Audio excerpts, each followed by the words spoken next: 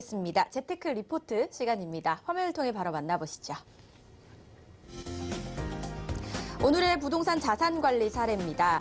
상담자님의 자산 현황은 2016년에 매수한 강남구 논현동 소재의 다세대 주택, 그리고 송파구 문정동의 오피스텔 2채, 또 현재 거주하고 계신 영등포에 위치한 아파트와 현금 1억 원을 보유하고 계신 상태입니다.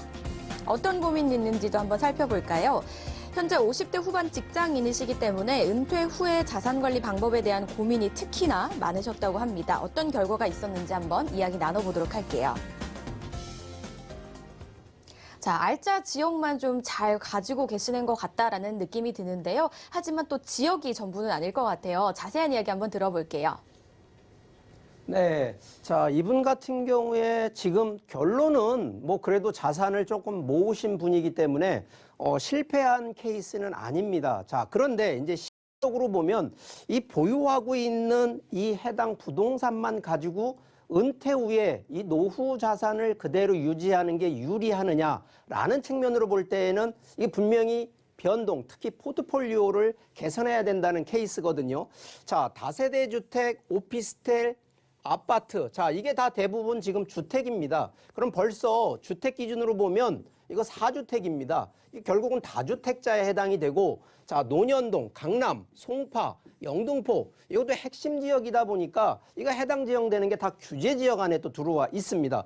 결론적으로 어쨌든 자금 기준으로는 큰 금액을 버신, 이게 결국은 손해본 내용은 하나도 없다라는 거거든요. 다 이익을 보신 건 맞는데, 자, 지금 아시겠지만 뭐 금주 지금 공동주택에 대한 공시 지가가 이제 공시가 됐어요. 그러다 보면 자, 금년도에 지금 보유세, 특히나 재산세도 그렇습니다만 종부세에 해당이 되는 부분 하나, 두 번째는 양도세에 대한 부분. 자, 그럼 양도세는 당연히 뭐 수익 본만큼 낸다라는 기준이었는데, 자, 최근에 이제 규제가 되면서 다주택자에 대한 중과세가 확실히 이제는 이 부분이, 자, 금년도 9월 달까지는 종부세에 대한 부분을 걱정을 하시지만, 자, 내년부터는 이제 양도세에 대한, 그래서 중과세도요, 금년 6월 1일 이후에 이제 매도하는 거에 대해서는 중과세가 다 지금도 현재 보면 10%대 이상이 또 중과가 더 되거든요. 이게 플러스가 되다 보니까 상당한 부분인데, 과연 이분의 입장에서는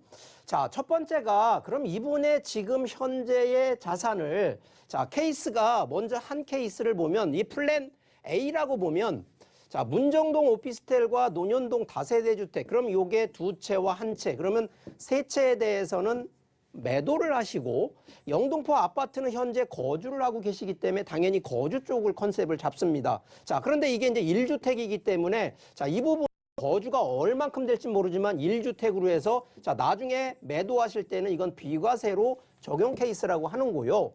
자, 이 그럼 두 개하고 하나, 이 주택을 어쨌든 오피스텔과 주택을 팔고 나면 이 자금과 1억 원이라고 하는 플러스된 자금 가지고는요, 금액이 뭐 이게 아파트가 아니다 보니까 큰 금액을 기대하기는 어려워서, 자, 수도권에, 자, 상업용 쪽에 지식산업센터 한 3개 오실 정도를 투자를 하시게 되면, 자, 이 부분이 월 한 300 정도까지는 충분히, 물론 더 나올 수는 있습니다만, 자, 월 300만 원 정도 되면, 자, 노후 준비가 결국은 은퇴하시고 연금을 받으시면서 뭐 충분히 생활이 된다고는 하시지만, 자, 임대 수익으로 월 300 정도만 되신다 그러면 현재 기준의 노후 준비 충분히 1차적으로는 되고요. 일단은 주택은 그대로 1주택 비과세로 해서 가는 거 유지를 하시라는 얘기를 첫 번째 드리고요.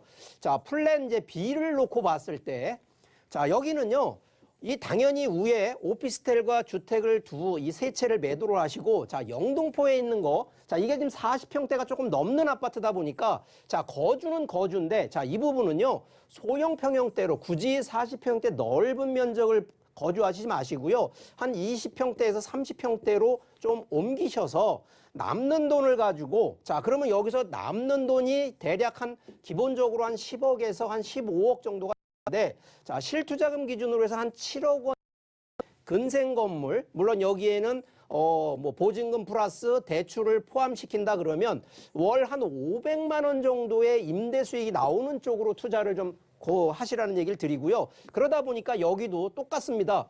1주택으로 만드시면서 임대 수익하고 시세 차익으로 좀 전환하는, 그래서 선택과 집중을 하는 쪽으로 플랜 B를 좀 제안을 드리고 있는 케이스인데, 여러분들이 좀 아셔야 되는 게 최근에는 이제 선택과 집중이라는 부분을 제가 꼭 좀 더 강조를 드리는데, 자, 재테크가 있고요.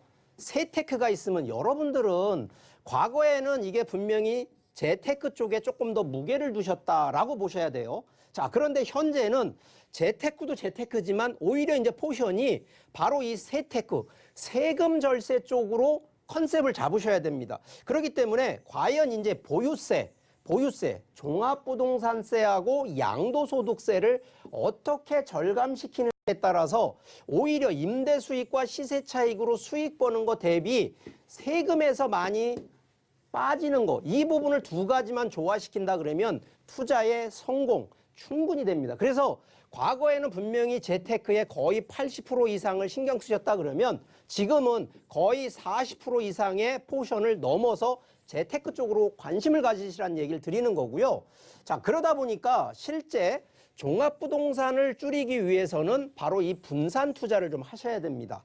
자, 기본적으로 세법상이요. 자, 주택 같은 경우 종부세를 내야 되는 기준은, 자, 1주택 기준은 9억 원이고요.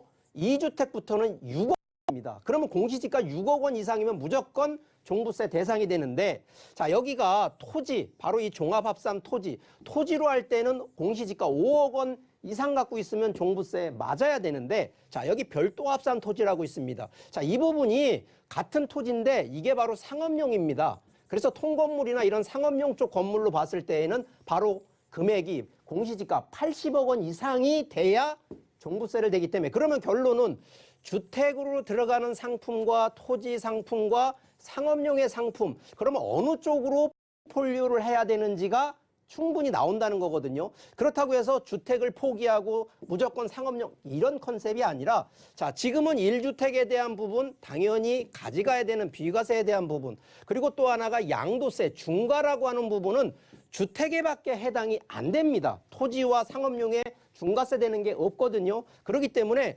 주택에 대한 비중을 줄이는 이유는 현재 정부가 규제하고 있는 바로 다주택자에 대한 규제를 피하면서 이런 포트폴리오라고 하면 종부세, 종합부동산세, 특히 보유세에 대한 분산 투자로 인해서 절세가 된다는 점. 자, 이런 점들을 조금 강조하는 이유는 요즘 들어서 이제 자산 관리에 대한 컨셉이 점점점 부각이 되기 때문에 이런 논리나 이런 부분으로 자산을 한번 재분배, 특히 포트폴리오를 하신다 그러면 충분히 노후를 준비하시는 분 입장에서는 세금 때문에 걱정하시는 일 많이는 없기 때문에 이런 부분들 항상 염두에 두시고 공부하시기를 바라겠습니다.